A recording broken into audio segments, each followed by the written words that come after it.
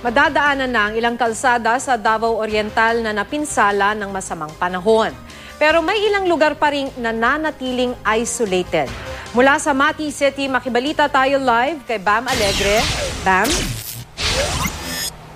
Narito pa rin tayo sa Davao Oriental at kanina binisita natin yung bayan ng Caraga.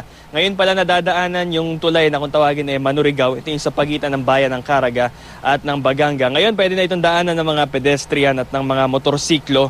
Pero may isang lane dyan na isang lane lang yung pwedeng daanan at papalitan niya ng mas matibay na bakal sa mga susunod na araw. Yan nakikita ninyo sa inyong TV screen yan, yung kinumpuning tulay ng DPWH, pero nangangamba yung ahensya na posibleng bumigay yung foundation or yung approach sa banda ng Caraga o sakaling bumuhos ulit yung malakas na ulan. Anyway, nakabantay sila kung ano man ang mangyari. At habang isolated yung mga residente rin sa Baganga, sa kabilang side, nahihirapan silang kunin yung kanilang mga supplies, yung mga pagkain. Kaya malaking tulong na nakakonekta muli yung dalawang bayan. At naging masigla rin yung negosyo ng mga habal-habal o yung mga nirerentahang motorsiklo, 150 pesos per head yung karaniwang singil dito. Samantala nasira rin yung isa pang tulay sa bayan ng Caraga, yung pangalan nito ay San Jose Bridge at pwede na rin dito dumaan yung mga light vehicles simula pa noong linggo. Yung temporary bridge nga na ginawa rito may bahagi na nakapatong sa nasirang tulay. At pakinggan natin ang pahayag ng DPWH kaugnay ng kanilang pag-responde dun sa mga nasirang tulay. Kaya nagawa kami ng temporary na footbridge para lang mapasabol yung tao at saka yung mga motor para temporary. Hintay lang kami na maybe tomorrow mag-start kami mag-install ng panel para yung mga jeep saka mga service makakadaan. Sa mga oras na ito, yung panahon dito sa Davao Oriental medyo nagsisimula ng umambon. Pero sa buong umaga hanggang tanghali, nakakaranas na tayo ng bahagyang pag-araw. Pero makulimlim pa rin yung kalangitan. Balik sa'yo, Maki.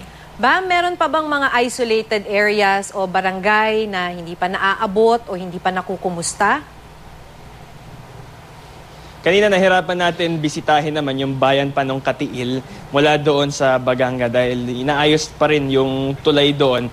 Pero meron namang alternate route para marating yung Katiil at yung isa pang bayan ng Boston na alam ko dadaan sa Surigao provinces para marating yung mga areas na yon. At nararating naman, may mga motorized bangka naman na naghahati ng mga tao. Pero hindi katulad ng dati, mas mahirap yung transportation at syempre may kamahalan din dahil tumatawid gamit yung mga bangka. Maki. Kumusta naman yung mga kababayan natin dyan, Bam? Di ba sila rin yung nakaranas ng matinding bagyo tapos talagang naapektuhan yung ating mga kababayan dyan?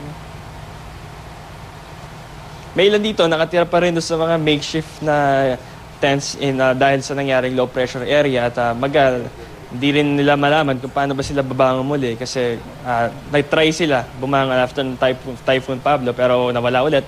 Yung ilang mga kababayan natin nawala ulit yung kanilang pinaghirapan dahil sa low pressure area sa bagyong Agaton. So anyway, meron namang coordination sa local na government kung ano man ang pwedeng maging mga gawin nila para muling makabangon muli. Maraming salamat, Bam Alegre.